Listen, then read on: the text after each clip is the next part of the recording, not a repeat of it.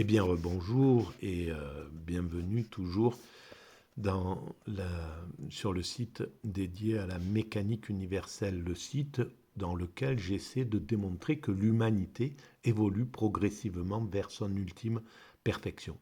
Pour arriver pour préciser ce travail que j'ai pondu il y a 20 ans, en l'an 2000 en gros, je m'appuie sur des ouvrages de temps en temps. Et là, je m'appuie sur cet ouvrage de René Jean Dupuy, L'humanité dans l'imaginaire des nations. Il l'a écrit en 91 et c'était l'époque de la chute du rideau de fer progressivement, de la chute de l'URSS et du... Voilà, c'était le... Il faut restituer cet ouvrage à ce moment-là. Alors, comme d'habitude, je lis, je découvre et je commente. Voilà, c'est ça, voilà il y a déjà 34 vidéos qui ont été faites sur cette lecture et nous en sommes à la page 126. Alors, là, c'est le grand bouleversement dont René Jean Dupuy est témoin à l'époque où il écrit cet ouvrage-là. Donc la Russie, le mur de Berlin tombe, etc. etc. Perestroïka ou restructuration mondiale. Le crépuscule des idoles a dû attendre la fin du XXe siècle. Leurs adorateurs n'ont pas vu que l'idolâtrie bloque le mouvement de l'esprit. Alors, pourquoi les adorateurs du crépuscule des idoles n'ont pas vu que leur idolâtrie bloque le mouvement de l'esprit. D'un système d'analyse conçu à une époque donnée, le stalinisme avait fait une vérité d'éternité. L'idolâtrie de l'idée, voilà l'idéologie. Alors voilà, c'est ça. On ne pouvait pas imaginer que le communisme, que le marxisme pouvait s'écrouler d'une façon aussi brutale, aussi rapide, aussi incroyable. Et je pense que tous les grands, c'est ce qui peut se passer avec le néolibéralisme. Tout à fait, on peut passer d'un monde à l'autre très rapidement. Et voilà. Alors, sans doute au sein même du marxisme, Lénine et d'autres avaient perçu le danger. L'idole assujettit le pouvoir lui-même et l'immobilise dans une politique et une économie de plus en plus inadéquates à l'évolution de la conjoncture. Voilà, il manquait la souplesse d'esprit au marxisme, son ouverture d'esprit, sa possibilité de s'ouvrir. Et là, c'était les dirigeants, en fait. C'est le fait que la dictature du prolétariat faisait que ce qui montait, c'était des dictateurs prolétaires, finalement, progressivement. Ça n'était pas les meilleurs, il n'y avait pas assez de diversité à la tête de l'URSS. Il y avait quelque chose qui empêchait, en fait, il manquait la souplesse qu'ont les Américains, par exemple. La liberté, en somme, hein, c'est la liberté dont il manquait pour pouvoir être viable sur le temps. Et c'est pour ça qu'il y a eu cet échec. Alors, en dépit de quelques déviations d'opportunités, Staline fut le plus pétrifiant des marxistes. Complètement. Il a bloqué. Alors, il a eu son rôle. Évidemment, il fallait sans doute un Staline pour vaincre le nazisme, peut-être, etc. Mais voilà, c'est ce manque de souplesse et puis le principe de la dictature du prolétariat. Toute dictature est un recul par rapport à une démocratie. La démocratie, c'est le fait de pouvoir avoir une élite, une bourgeoisie, une aristocratie, voire, etc., un peuple, des prolétaires, des artistes, des contestataires, des révoltés, etc., etc. Et tout ça fait quelque chose euh, qui permet la, une créativité, la meilleure créativité possible. Il faut qu'il y ait un mouvement réactionnaire et un mouvement ultra-progressiste. Voilà ce qui a fait, par exemple, le, le, le fait que la France a eu cet éclat extraordinaire au 19e siècle, au début du 19e siècle. C'est quand elle a accueilli de toute la misère du monde, en somme, quand elle a accueilli les Picasso, les Modigliani, les Chagall, qui venaient de tous les pays opprimés, justement, et qui ont amené une puissance créatrice incroyable. Et effectivement, à la même époque, il y avait le mouvement réactionnaire qui allait, voilà, comme à l'exposition de Manet, par exemple, les réactionnaires allaient là-bas en disant il ne faut pas aller regarder ça, c'est de la pourriture, son travail, etc., etc. Donc il y avait cette lutte entre les réactionnaires et les progressistes, seulement les progressistes gagnaient. C'est toujours les progressistes qui doivent gagner dans ce sens, même si les réactionnaires freinent des fois les emballés, les accélérations, etc. Mais il faut que ça soit le progressisme qui gagne. Si c'est les réactionnaires qui gagnent, le monde régresse, il part en régression.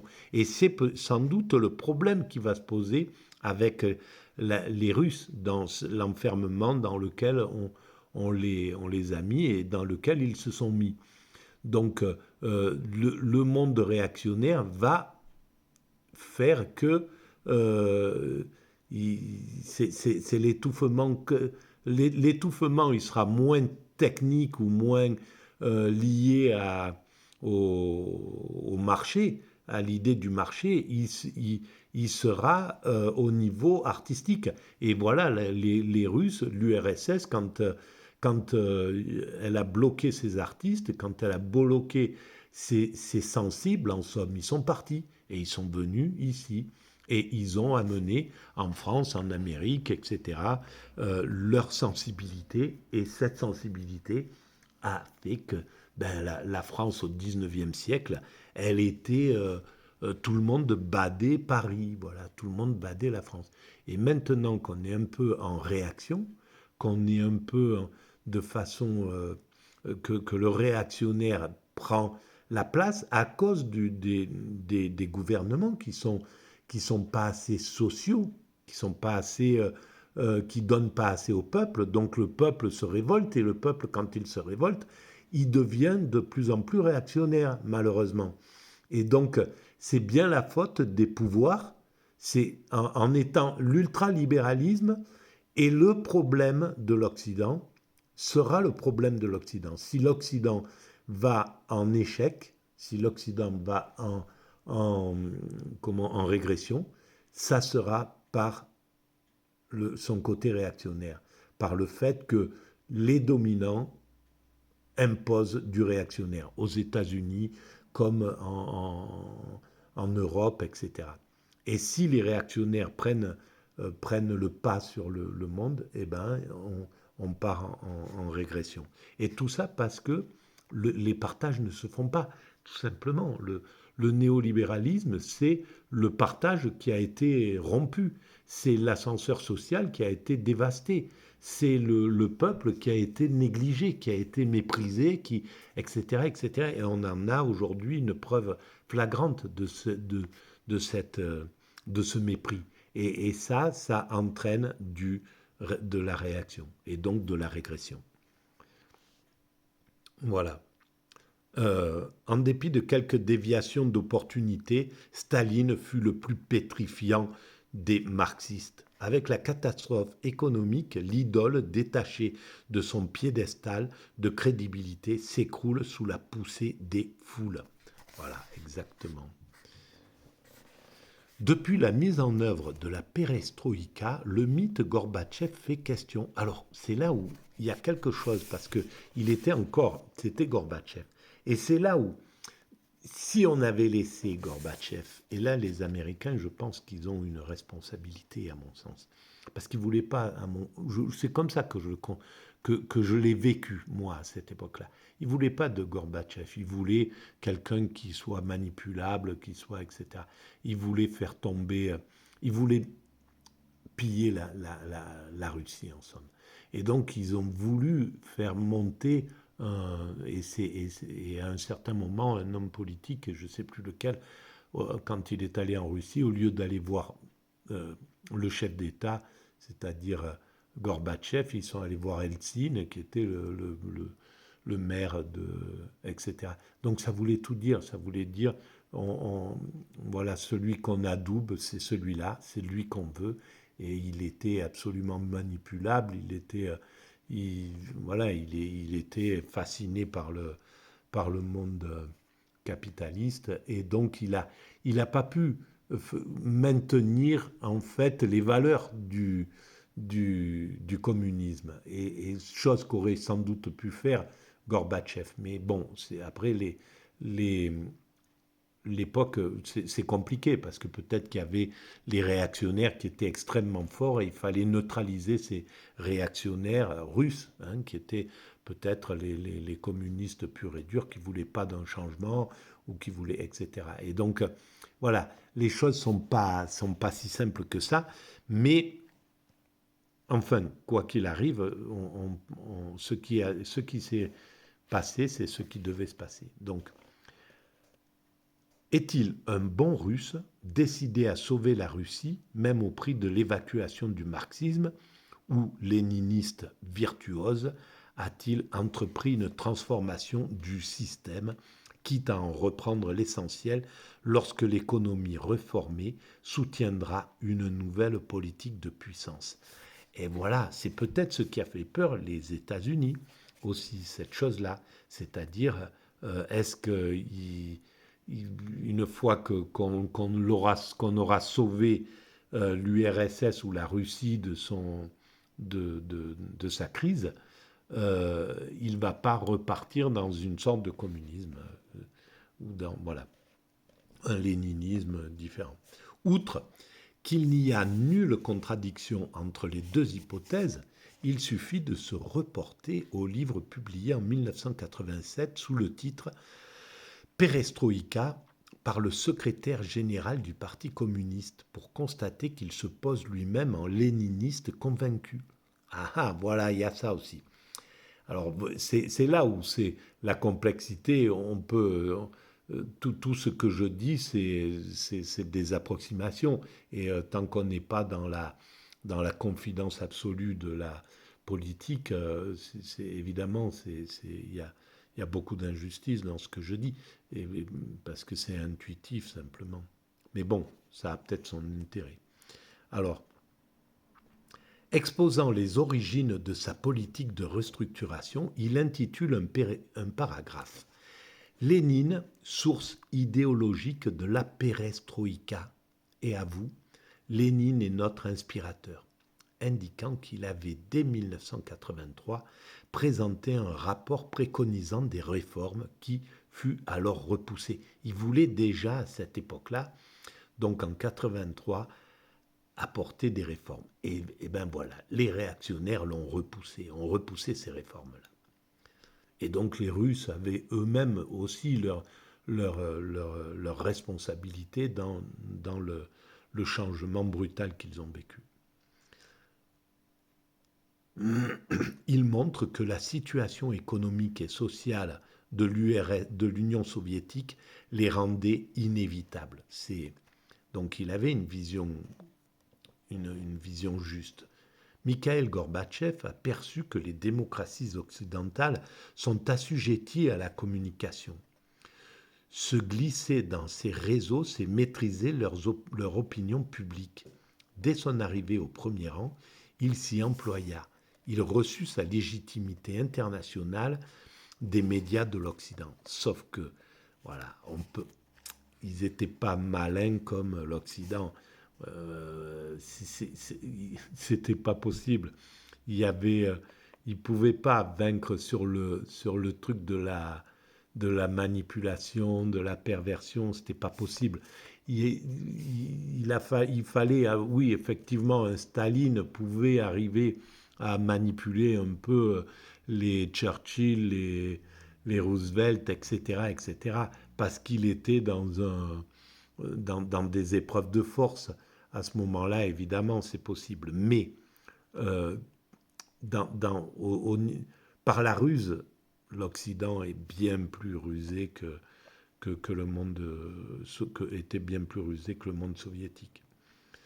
Donc, dès son arrivée au premier rang, il s'y employa. Il reçut sa légitimité internationale des médias de l'Occident.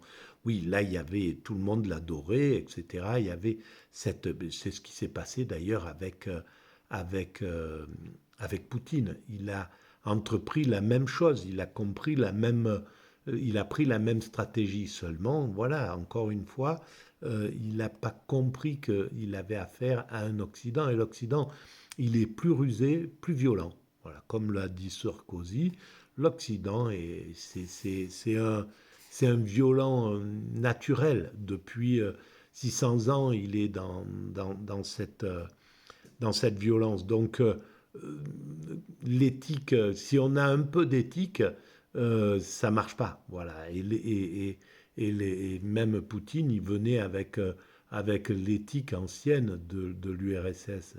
Et c'est pas possible. Les coups bas sont.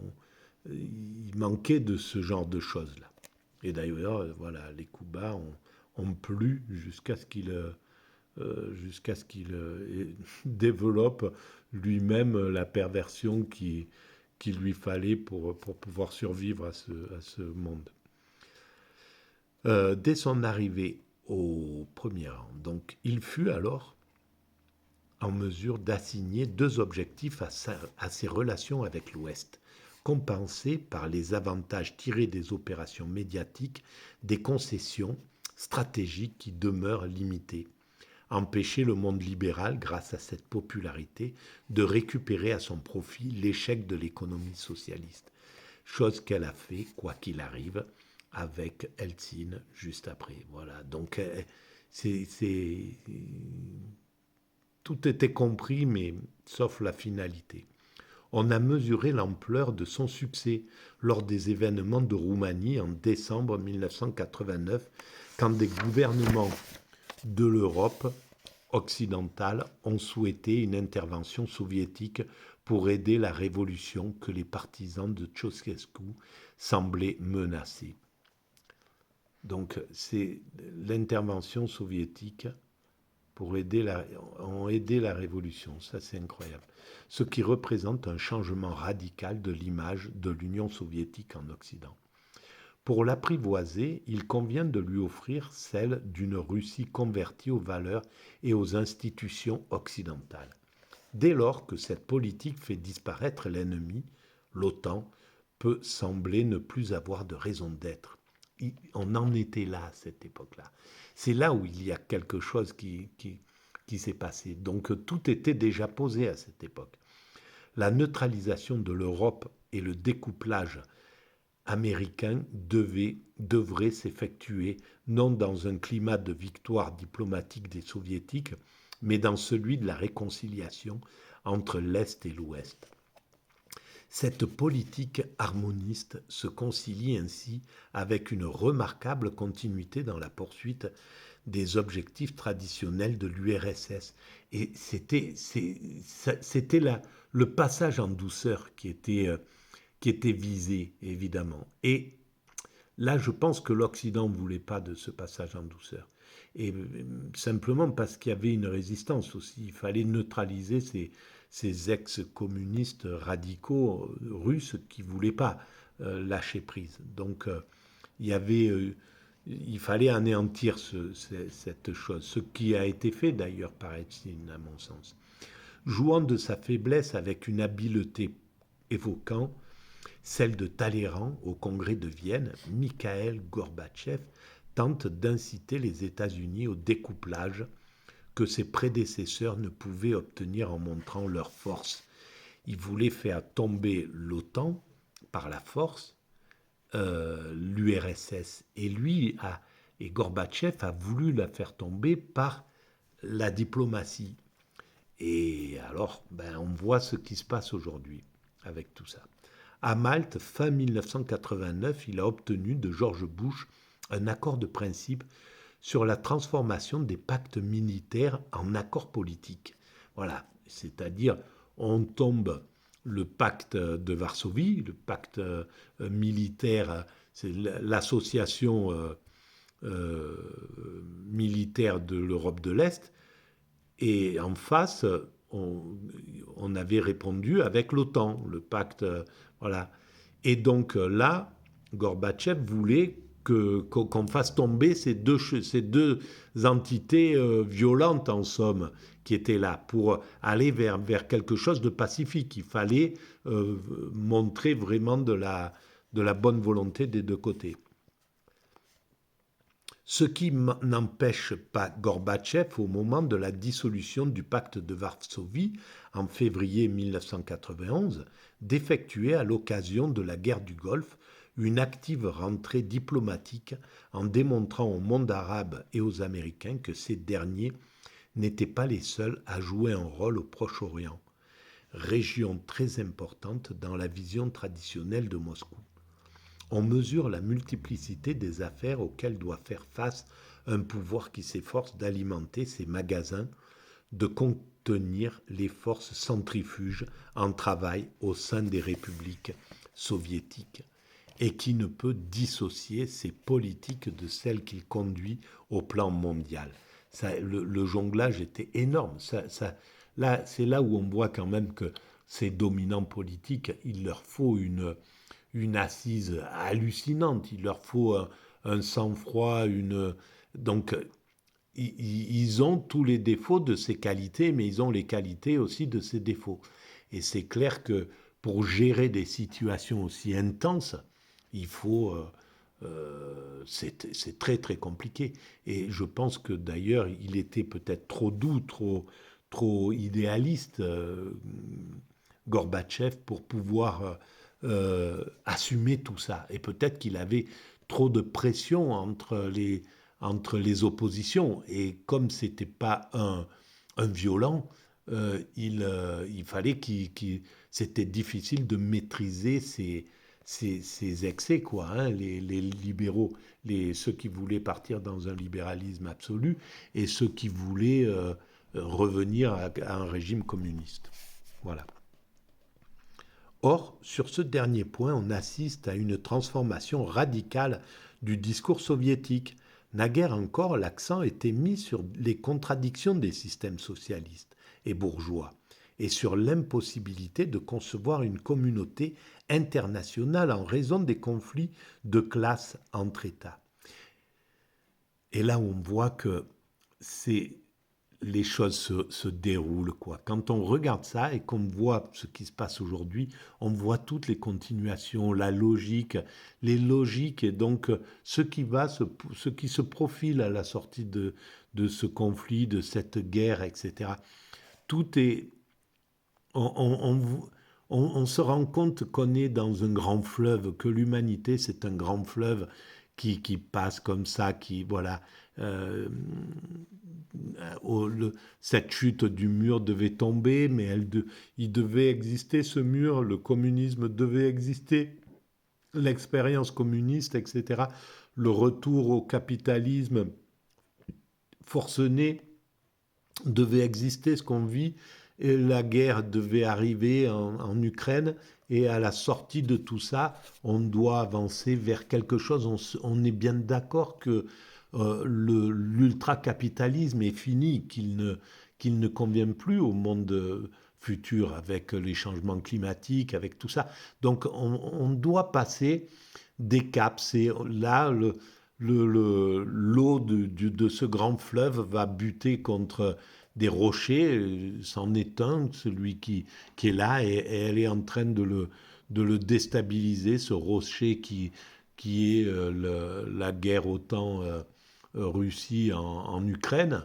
Et donc c'est en train de taper contre ce rocher qui va finir par sauter, tomber, et le fleuve de l'humanité ira dans une nouvelle limpidité, laquelle on verra après. Alors, naguère encore, l'accent était mis sur les contradictions des systèmes socialistes et bourgeois.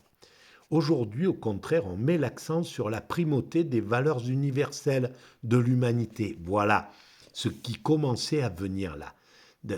Et donc, pourquoi il faut revenir un peu en arrière? Le fleuve, là, il a trouvé un barrage, euh, le fleuve qui évolue vers cette idée d'humanité totale. Il a trouvé un barrage et donc il repart dans le nationalisme un peu. Voilà, il se divise, il prend des... Voilà, il y a un barrage au milieu de ce fleuve qui allait tranquillement vers l'humanité, vers l'idée d'humanité, quoi, vers l'unité, ce qui promettait l'humanité. Et donc ce barrage était là, et donc le fleuve s'est dispersé en plusieurs rivières qui coulent de part et d'autre de ce fleuve, de ce barrage. Et voilà, c'est les nationalismes qu'on retrouve un peu partout, les réactions de recul, de, de renfermement sur soi-même qu'on a pu voir aux États-Unis, en Europe, etc. Et en Chine, en Russie, voilà, ce retour un peu comme ça. Mais le grand fleuve va revenir vers quelque chose derrière, une fois qu'on aura dépassé ce barrage. Alors, donc, des valeurs universelles de l'humanité, allant jusqu'à soutenir que Lénine avait déjà conscience de leur prévalence sur les intérêts de classe. Voilà, que les valeurs universelles était déjà dans la conscience de Lénine, mais bien entendu, elle était dans la conscience de Marx, elle était dans la conscience de tous ceux qui ont construit euh, l'URSS, de tous ceux de tous ces bolcheviks, de tous ces révolutionnaires. Ils avaient une vision totalement universelle, et c'est pas pour rien qu'une grande partie de ceux qui ont fait cette révolution, qui en ont été les penseurs, etc., étaient juifs, parce que il y avait cette vision universelle dans leur état d'esprit à l'origine. Et simplement, ça a été maltraité par un Lénine qui a écarté justement tous ceux qui avaient cette vision universelle et pour revenir à quelque chose de criminogène, en fait. Voilà. Et alors allant jusqu'à soutenir que Lénine avait déjà conscience de leur prévalence sur les intérêts de classe. L'auteur de Perestroïka écrit: l'épine dorsale du nouveau mode de pensée est la reconnaissance de la priorité donnée aux valeurs humaines ou, pour être plus précis, à la survie de l'humanité. Bien, et bien voilà, c'était là. Donc il avait cette vision, évidemment. Et derrière, eh ben, cette vision pouvait être donnée par le communisme, évidemment, et par les grands universalistes américains. Mais les faucons américains ont pris le pouvoir, les réactionnaires russes d'abord, l'URSS est tombée, ça a été le chaos pendant toute la période Eltsine, plus ou moins, ce qui a permis à une libéralisation absolue. Mais, et puis derrière, voilà, un retour à l'ordre qui revient, mais qui a quand même une vision universelle. Hein. La vision universelle, elle est chez les Russes actuels, et elle est, à mon sens, chez les Chinois, et elle est aussi chez les Américains, et elle est là, elle est indéboulonnable, cette vision. Là, c'est le moment de la guerre, donc chacun se replie, chacun est dans son truc, mais voilà. Alors, ben, je vais arrêter là pour cette vidéo et puis on va reprendre dans la foulée la suite. Merci.